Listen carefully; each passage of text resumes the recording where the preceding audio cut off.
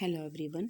हमारे जो हम कर रहे थे जो प्रसिद्ध मनोविज्ञान, उसी में हम आगे करते हैं मैकडूगल। नेक्स्ट जो मनोवैज्ञानिक हैं हमारे, वो हैं मैकडूगल, जो कि ब्रिटेन के हैं। और यहाँ पे ये है मैकडूगल महोदय। और मनोविज्ञान जीवित वस्तुओं के व्यवहार का विधायक विज्ञान है। तो मैकडूगल में व्यवहार का विधायक विज्ञान कहा है किसने? मैकडूगल ने। मैकडूगल का मन ऊर्जा मनोविज्ञान का जनक कहा जाता है। मैकडूगल का महत्वपूर्ण योगदान मूल प्रवृत्ति का सिद्धांत रहा। जो 14 मूल प्रवृत्ति हैं, जो मैं पहले करवा चुकी हूँ। तो 14 मूल प्रवृत्तियों का जो सिद्धांत है वो किसने दिया है? मैकडूगल ने। मूल प्रवृत्ति एक ऐसी जन्मजात मनोदैहिक प्रवृत्ति है जो व्यक्ति को उद्दीपकों या वस्तुओं का विशेष ढंग से प्रत्यक्षण करके उसी मांग के अनुसार व्यवहार करने के लिए प्रेरित करती है। तो ये किसने कहा? मैकडूगल ने। नेक्स्ट हमारा है प्लेटो।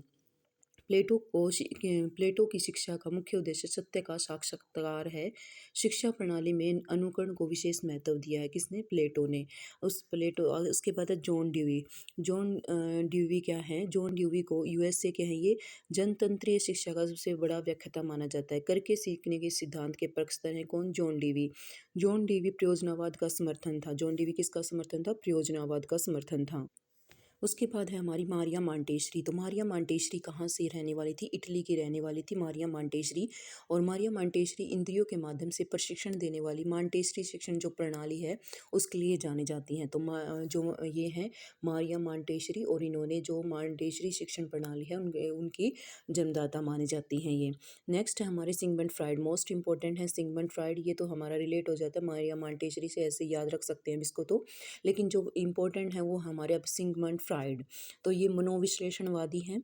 और मानव व्यवहार की मूल प्रेरणा काम है। काम या लिबिडो शक्ति। इन्होंने लिबिडो शक्ति, ये कई बार पूछा जाता है लिबिडो शक्ति क्या होती है। तो लिबिडो शक्तियों का वह भंडार है जो सदैव सुखों की खोज करता है। किसकी खोज करता है? सुखों की खोज करता है। सिगमंड फ्राइड ने बोला है एक सामान्य व्यक्ति का व्यक्तित्व तीन कारक, इड, ईगो और सुपर ईगो, ये तीनों इसने दिए। इड क्या होता है, ईगो क्या होता है और सुपर ईगो क्या होता है?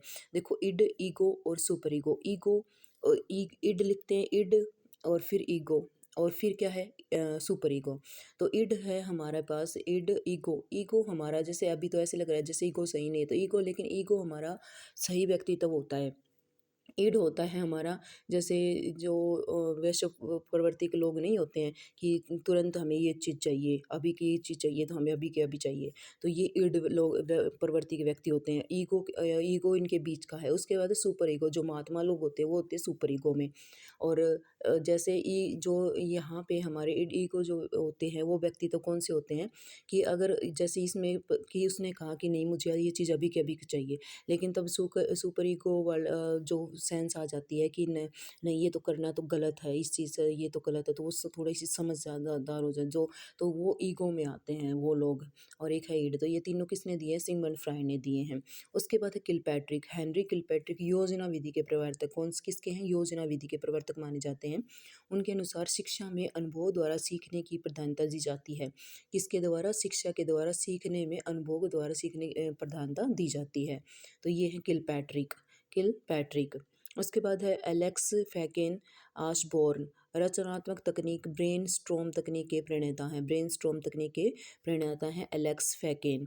उसके बाद है even Petrovich Pavlov. Most important हमेशा क्वेश्चन आता है। इवन पेट्रोविच पावलोव रूस के मनोवैज्ञानिक हैं। ये रूसी शरीर शास्त्री हैं।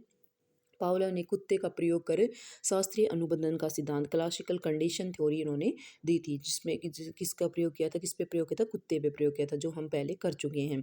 उसके बाद है रूसो। शिक्षा में मनोविज्ञान आंदोलन का सूत्रपात करने का श्रेय रूसो को है। शिक्षा में मनोविज्ञान आंदोलन का सूत्रपात करने का जो लक्ष्य है वो किसका है? रूसो का है।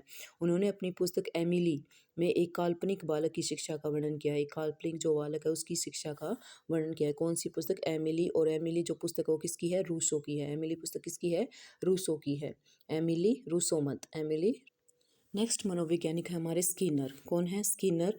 तो स्किनर शिक्षा मनोविज्ञान के शिक्षण निर्माण को आधारशिला माना है। स्किनर ने चूहे और कबूतर पर प्रयोग किया है, जिसकी थ्योरी हम पहले कर चुके हैं। स्किनर ने चूहे और कबूतर पर प्रयोग किया है। उन्होंने क्रिया प्रसूत अनुबंधन का सिद्धांत दिया है। किसने? स्किनर ने। क्रिया प्रसूत अनुबंधन का सिद्धांत किसने दिया? स्किनर ने। क्रिया करेंगे, के ऊपर क्रिया करेंगे, किसी तरीके से रिलेट करके हम इसको एक दो बार पढ़ेंगे तो याद हो जाएगा। उसके बाद है अल्फ्रेड बीने। तो बुद्धिमापन का कार्य सर्वप्रथम बीने, बुद्धिमापन का जो कार्य था वो सर्वप्रथम किसने किया था? बीने ने किया था। लेकिन जो सूत्र दिया है ना वो टर्मन ने दिया है, इसको हमें याद रखना है। सबसे पहले जो मापन का कार्य जो सर्वप्रथम किया था वो बीने ने किया था। अगर ऐसे ज़्यादा सबसे पहले मापन का कार्य किसने किया? तो बीने ने किया। लेकिन जो सूत्र दिया था वो किसने दिया? टर्मन ने दिया था। बीने ने सर्वप्रथम 1905 में प्रथम बुद्धि परीक्षण तैयार किया। बीने तथा साइमन ने मनोविज्ञान साहित्य में मानसिक आयु शब्द का पहली बार प्रयोग किया था। मानसिक आयु शब्द का पहली बार प्रयोग बीने तथा साइमन ने किया था। बुद्धिलब्धि के विचार का जनक माना जाता है किसको? अल्फ्रेड बीने को। बीने को बुद्धिलब्धि विचार का जनक माना जाता है। उसके बाद है फ्रोबेल। जर्मन शिक्षा शास्त्री फ्रोबेल किंडरगार्टन शिक्षा प्रणाली को प्रारंभ करने के रूप में जाने जाते हैं। इन्होंने खेल द्वारा शिक्षा एवं स्वत क्रिया द्वारा शिक्षा के सिद्धांत पर बल दिया है। फ्रोबेल ने किंडरगार्टन शिक्षा आती है, सीधा ही आता है, किंडरगार्टन शिक्षा प्रणाली का प्रारंभ करने वाले के रूप में जाने जाते हैं। उसके बाद है कार्ल जुंग। जुंग ने व्यक्तित्व के दो प्रकार बताए हैं, एक होते हैं अंतर्मुखी और एक होता है बहिर्मुखी। अंतर्मुखी व्यक्तित्व लक्षण स्वभाव आदतों बाह्य रूप से प्रकट नहीं होते इसमें, और बहिर्मुखी व्यक्तित्व लक्षण जो स्वभाव हैं बाह्य रूप से प्रकट होते हैं। जैसे सामाजिक राजनीतिक जो नेता होते हैं तो वो बहिर्मुखी के होते हैं। अंतर्मुखी के होते हैं जो साहित्यकार होते हैं, जिन जो अपने साहित्य के थ्रू उनको वो करते हैं तो वो अंतर्मुखी व्यक्तित्व में आते हैं। उसके बाद है महात्मा गांधी। बेसिक शिक्षा पर जोर दिया है।